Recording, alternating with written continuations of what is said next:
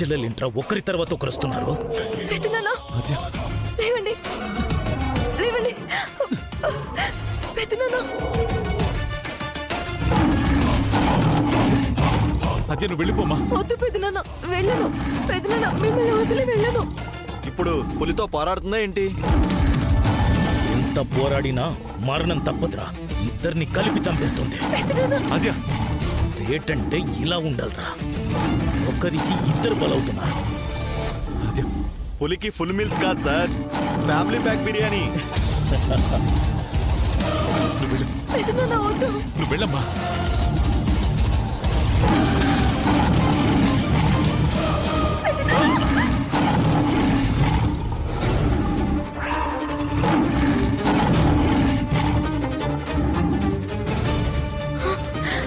పులి వదిలేసిన నేను మాత్రం మిమ్మల్ని వదలనురా. సార్ సార్ సార్ సార్ వద్దు సార్, వెళ్తే మీరని తెలిసిపోతుంది సార్. ఇంటికి వెళ్దాం రండి.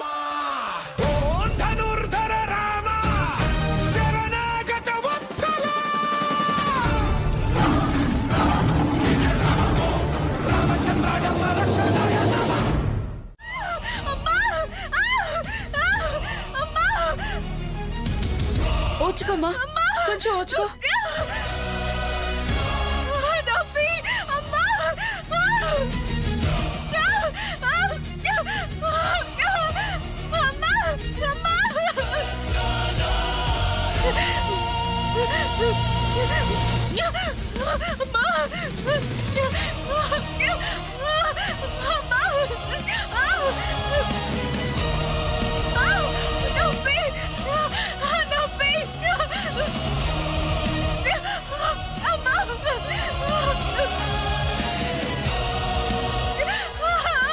ట్రీట్మెంట్ కి రెడీ చేయమ్మా. అమ్మా నీకేం కాదమ్మా. హాయ్,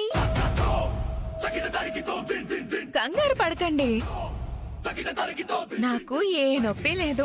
మరి ఇంతసేపు అరిచారు? నమ్మేశారు కదా, యాక్ట్ చేశాను. బయట ఒక రాక్షసు ఉంది కదా, అదే ఇక్కడికి నన్ను తీసుకొచ్చి అడ్మిట్ చేసింది కదా, దానివల్ల నాకు నా బిడ్డకి ప్రాణహాని ఉంది. అందుకే ఇలా నటించాల్సి వచ్చింది. మీరేం చేస్తారంటే, నాకు ఏ ప్రాబ్లము లేదు, పెయిన్స్ రావటానికి ఇంకా టైం పడుతుంది, ఇది జస్ట్ స్ట్రెయిన్ అవ్వడం వల్ల వచ్చిన పెయిన్ అని చెప్పండి. నీకు డాక్టర్లు ఎలా కనిపిస్తున్నారు? మీరేమీ నాకు ఫ్రీగా ఫేవర్ చేయనక్కర్లేదు, డబ్బులు ఇస్తాను.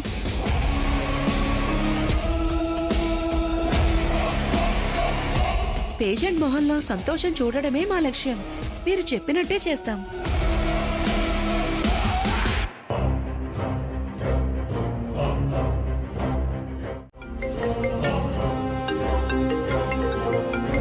హలో రామా. ఆద్య, నాన్న కనిపించారా?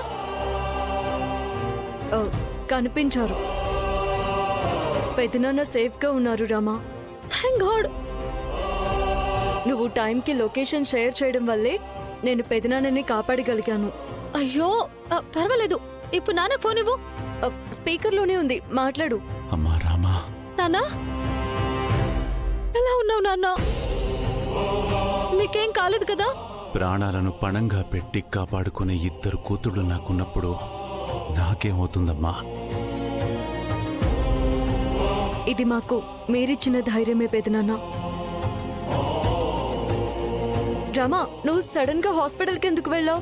అష్మితకి 9వ నెలలో ఉన్న కడుపు కదా, తనకి సడన్ గా కడుపు నొప్పి వచ్చింది. మళ్ళీ ఏదైనా జరగరాని ప్రమాదం జరుగుతుందేమోనని నేను వెంటనే హాస్పిటల్కి తీసుకొచ్చేసాను. అసలు ఆ టైంలో అష్మిత అక్కడెందుకుంది? నేను కూడా అడిగాను, కానీ నొప్పులు ఎక్కువ అవ్వడం వల్ల తనేం చెప్పలేదు నాకు. ఈ కుట్ర వెనక అస్మిత కూడా ఉందేమోనమ్మా.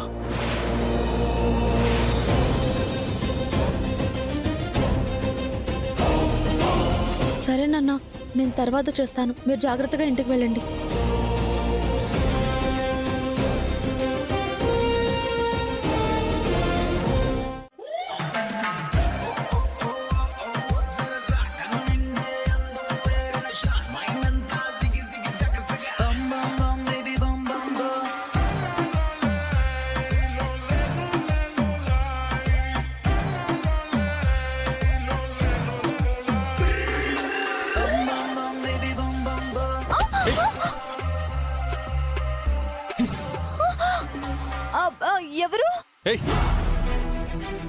ఓవర్ యాక్షన్ చేయకు.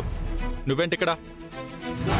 రూమ్లోకి వచ్చే ముందు తలుపు తట్టి రావాలని తెలీదా? భర్త గదిలోకి భార్యకి అనుమతి కావాలా బావా? ఎవరికి భర్త? ఏం మాట్లాడుతున్నావు? 3 ముళ్ళు వేసిన వాణ్ణి భర్తనే అంటారు కదా.